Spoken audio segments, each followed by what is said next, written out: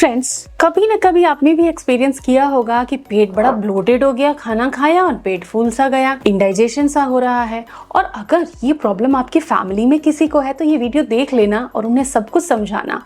आज के वीडियो में हम समझने वाले हैं कि पेट में गैस ब्लोटिंग किन चीज़ों से होती है, उसकी आयुर्वेदिक रेमेडी क्या है और कौन सी आदतें आपकी हैं जो आपको बदलनी है, कौन सी गुड हैबिट्स लेकर आनी है। छोटी छोटी सी हैबिट्स हैं जिससे कि गैस ब्लोटिंग खत्म हो जाएगा और आपका पेट नहीं फूलेगा और आप बड़े कंफर्ट से जी पाओगे।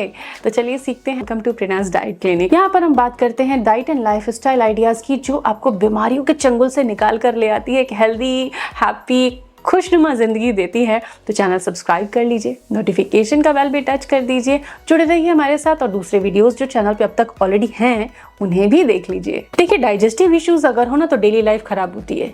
अगर आपको ब्लोटिंग होती है ना तो आप बाहर जाओगे, सब खा पी रहे होंगे, लेकिन आप कहोगे यार यार ये खाना मेरे लिए तो मुश्किल है, मैं तो नहीं खा पाऊंगा, एंड ये खा लिया तो मेरी तो हालत ख़राब हो जाएगी, फिर पूरा दिन क्या होगा मेरा। तो इस तरीके से आपकी लाइफ पे इम्पैक्ट आता है आपके पाचन का। तो क्यों ना हम अपने डाइजेशन को ठीक कर लें। इसके लिए अगले कुछ मिनट इंपॉर्टेंट है, पूरा वीडियो देखिए, समझिए। सबसे पहले स्टेप में हम समझेंगे कि किन चीज़ों को अवॉइड करना है कुछ समय के लिए, 1-2 महीने के लिए, ताकि डाइजेशन मजबूत हो जाए। तब तक आपको इन चीज़ों को नहीं यूज़ करना, कम यूज़ करना या इसके अल्टरनेटिव्स यूज़ करने हैं। सो नंबर 1 है डेयरी प्रोडक्ट्स, दूध पीना। आज के टाइम में इतने ज़्यादा लोगों को दूध पीने से प्रॉब्लम होती है और ये लाइफस्टाइल की प्रॉब्लम आ चुकी है। पिछले कुछ दशकों में जो ट्रांजिशन आया है लाइफस्टाइल में, जो हमारी मेहनत कम हो गई, फिज़िकल जो हम एक्टिव रहते थे, जितना फिज़िकली एक्टिव रह के रूटीन में चलते थे वो कम हो गया, बहुत ज़्यादा सिटिंग रहती है। तो ऐसे में मिल्क से प्रॉब्लम होगी। सो मिल्क के प्रोडक्ट्स यानी कि मिल्क, चीज़, पनीर, इनसे दूरी कर लीजिए। आप क्या खा सकते हो अगर डेयरी प्रोडक्ट्स लेना है तो एक है बटर मिल्क जो कि गैस और ब्लोटिंग को दूर करता है। बाकी चीज़ें मत लीजिए कुछ दिन तक। राजमा, छोले, लोबिया, जी हाँ, इनको खा के बहुत सारे लोगों को गैस होती है, तो कुछ समय इनको मत खाइए क्योंकि डाइजेशन जब तक वीक है इनमें फाइबर ज़्यादा होता है। तो ज़्यादा फाइबर होने की वजह से ये गैस प्रोड्यूस करते हैं और आपको तकलीफ़ होती है। तो कुछ समय मत खाइए। कुछ हम हेल्दी हैबिट्स की बात करेंगे, उसके बाद हम इन चीज़ों को वापस अपनी ज़िंदगी में लेकर आएंगे क्योंकि आपकी चॉइस भी मायने रखती है। जीवन में हर चीज़ हम खाते हैं, घर में जो कुछ बनता है, लेकिन पहले हमें अपने डाइजेशन को बेटर बनाना है। फ्राइड एंड प्रोसेस्ड फूड, जैसे कि हम बाहर के ब्रेड ला रहे हैं, बंस यूज़ कर रहे हैं, पाव भाजी बना रहे हैं तो उसमें भी पाव वगैरह यूज़ कर रहे हैं। तो ये जो भी मैदा के प्रोडक्ट हुए, प्रोसेस्ड हुए, जो भी जंक फूड हुआ और जो भी फ्राइड फूड हुआ, इसे कुछ समय के लिए मत खाइए। अगर आपको फ्राइड चीज़ें खानी है तो आप उनको एयर फ्राई कर लीजिए, ऑयल में फ्राई करने की बजाय। 6 महीने 7 दिन फ्राइड अवॉइड करके देखिए। कार्बोनेटेड ड्रिंक्स, जो कार्बोनेटेड ड्रिंक्स हम पीते हैं ये हमारे पेट में गैस को बढ़ाती हैं, तो इससे भी ये प्रॉब्लम बढ़ सकती है। तो कार्बोनेटेड ड्रिंक्स को कुछ दिन के लिए बाय बाय कहना होगा। मैदा एंड बेकरी के प्रोडक्ट्स, बिस्किट्स, केक्स, पेस्ट्रीज, बाहर की मठरीज, इन सब को आपको कुछ समय के लिए छोड़ देना चाहिए। अब हम बात करते हैं आयुर्वेदिक कुछ ऐसी चीज़ों की जो गैस और ब्लोटिंग अगर हो जाए तब झटपट आराम दे देती हैं। देखते हैं, सीखते हैं। इन चीज़ों को आप अपने घर में ज़रूर रखें और कॉमन चीज़ें हैं जो लगभग घर में मिलती ही मिलती हैं।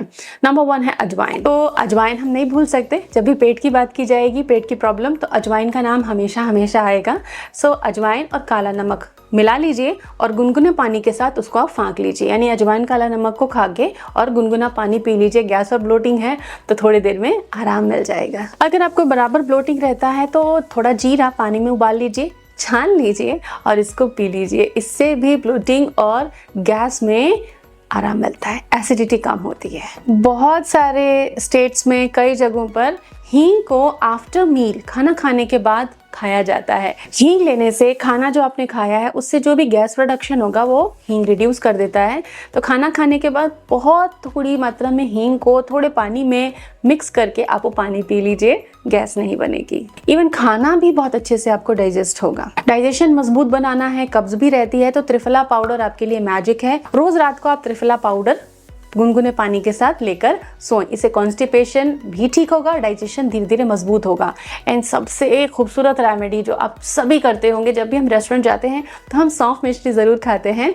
तो ये एक थेरेपी है, ये एक रेमेडी है कि सपोज़ आपने खाना खाया है तो उससे डेफिनेटली, कई बार हम बाहर का खाते हैं या प्रोसेस्ड खाते हैं तो गैस बनती है। तो सौंफ खाने से हमारे पाचक रसों का उत्पादन बढ़ता है, पाचक रस अच्छे से बनते हैं और भोजन का पाचन अच्छे से होता है, तो गैस नहीं बनती है। बहुत ज़्यादा परेशान आप नहीं होते हो। सो सौंफ खा लिया करो खाना खाने के बाद, घर में भी। अब हम कुछ डेली हैबिट्स की बात करेंगे जो कि आपके पाचन को बहुत मजबूत बनाने वाली है। नंबर 1 कि धीरे धीरे खाइए।